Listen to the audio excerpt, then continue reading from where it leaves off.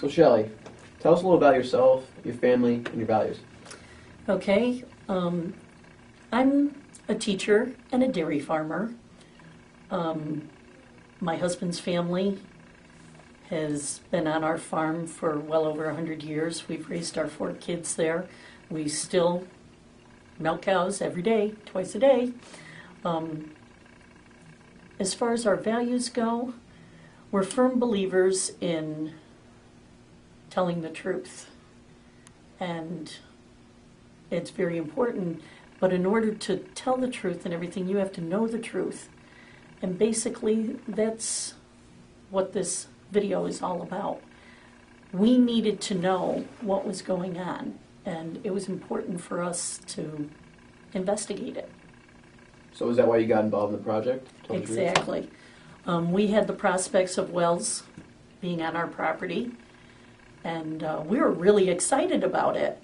And then you hear all the negatives.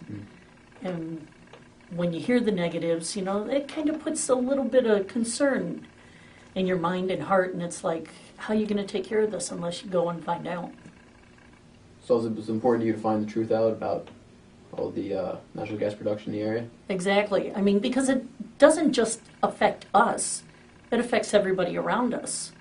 Our neighbors, our community, everything. And what our hopes were was that in the end it would affect our country, because we so desperately need to be energy independent.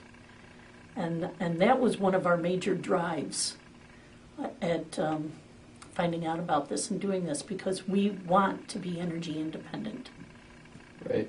So you said the experience, you know, affected your community and things like that. How did it affect your family?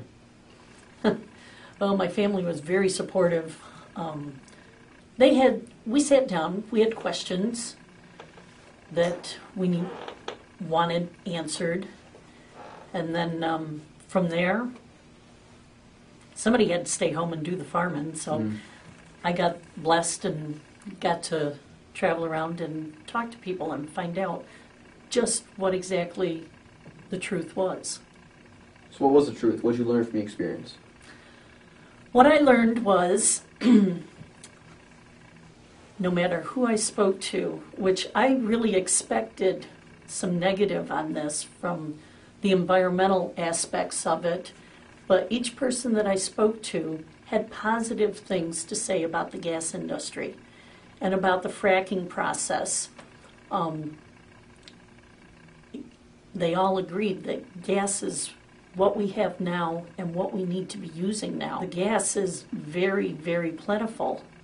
It's not just in one area of our nation. It's in many, many areas, and we need to capitalize on that. We've got the energy here. It needs to be used here, and we have enough that it can be used elsewhere, too. Right. So after you were all done with the this venture, what did your friends and neighbors think about it? That's a good question. They were interested to know what I found out. Like I said, I didn't just talk to people that were pro-gas and everything. I talked to DEP and EPA and stuff like that. Those that I thought would be, no, not so quick. And they were very happy to hear the results and know that things are positive, because like I said, it affects them also. Gasland, to me, was very disappointing from the aspect that it told half-truths. And if it's not 100% the truth, then it's a lie. He traveled around, talked to lots of people. Yeah, water lit on fire in the guy's sink. But that happens in lots of different places, but not for the reasons that he was saying. And by presenting these half-truths, he got people all worked up. And it's very easy to make something go viral when you put disturbing things like that on the computer, and people see them and they're all up in arms because fear of the unknown. And they took what he said as gospel. and it wasn't.